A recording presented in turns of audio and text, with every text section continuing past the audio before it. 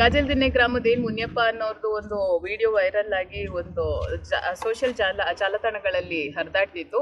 ಈ ಒಂದು ನಮ್ಮ ತಾಲೂಕು ಆಡಳಿತ ಜಿಲ್ಲಾಡಳಿತ ಗಮನಕ್ಕೆ ಬಂದ ಕೂಡಲೇ ನಾವೊಂದು ಪೀಸ್ ಕಮಿಟಿ ಥರ ಒಂದು ಸಮನ್ವಯ ಸಭೆ ಥರ ಗ್ರಾಮಸ್ಥರನ್ನೆಲ್ಲ ಕರೆದು ಏನಾಗಿದೆ ದಲಿತ ಕುಟುಂಬದ ಮೇಲೆ ಅಂತ ಹೇಳಿ ವಿಚಾರಣೆ ಮಾಡೋಣ ಅಂತ ಎಲ್ಲ ಗ್ರಾಮಸ್ಥರು ನೊಂದ ಕುಟುಂಬನ ಕೂಡ ಇವತ್ತು ಸಭೆ ಕರೆದಿದ್ವಿ. ಸಮಾಜದ ಮುಖಂಡರು ಕೂಡ ಇದ್ದಾರೆ, ಗ್ರಾಮಸ್ಥರು ಕೂಡ ಇದ್ದಾರೆ. ನಾವು ತಾಲೂಕು ಆಡಳಿತ ವತಿಯಿಂದ ವಿಚಾರಿಸಿದಾಗ ಒಂದು ರಸ್ತೆ ವಿಚಾರವಾಗಿ ಇದು ತುಂಬ ವರ್ಷಗಳಿಂದ ಆಗ್ತಿತ್ತು. ಆ ಒಂದು ಸಭೆ ವಿಚಾರವಾಗಿ ಇದು ಸ್ಟಾರ್ಟ್ ಆಗಿರೋದು ಅಂತ ಗೊತ್ತಾಯಿತು.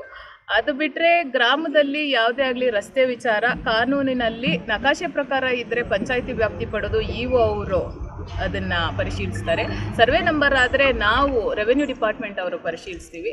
ಅದು ಬಿಟ್ಟು ಯಾವುದಾದ್ರು ದೌರ್ಜನ್ಯ ಈ ಥರ ಆದಾಗ ನಾವು ಯಾವಾಗೂ ಕೂಡ ನೊಂದ ಕುಟುಂಬ ಸಮುದಾಯ ಜೊತೆ ಇರ್ತೀವಿ ಅಂತ ಹೇಳಿ ತಾಲೂಕು ಆಡಳಿತದಿಂದ ಅವರಿಗೆ ಭರವಸೆಯನ್ನು ನೀಡಿದ್ವಿ. ಹಾಗೆ ಗ್ರಾಮಸ್ಥರಿಗೂ ಕೂಡ ಯಾವುದೇ ರೀತಿ ವೈಷಮ್ಯಗಳು, ದ್ವೇಷಗಳು, ಹಳೆ ಇದನ್ನು ಇಟ್ಕೊಳ್ದೆ ಒಂದು ಸೌಹಾರ್ದಯುತವಾಗಿ ಪ್ರೀತಿಯಿಂದ ನಡ್ಕೊಂಡು ಹೋಗಬೇಕು.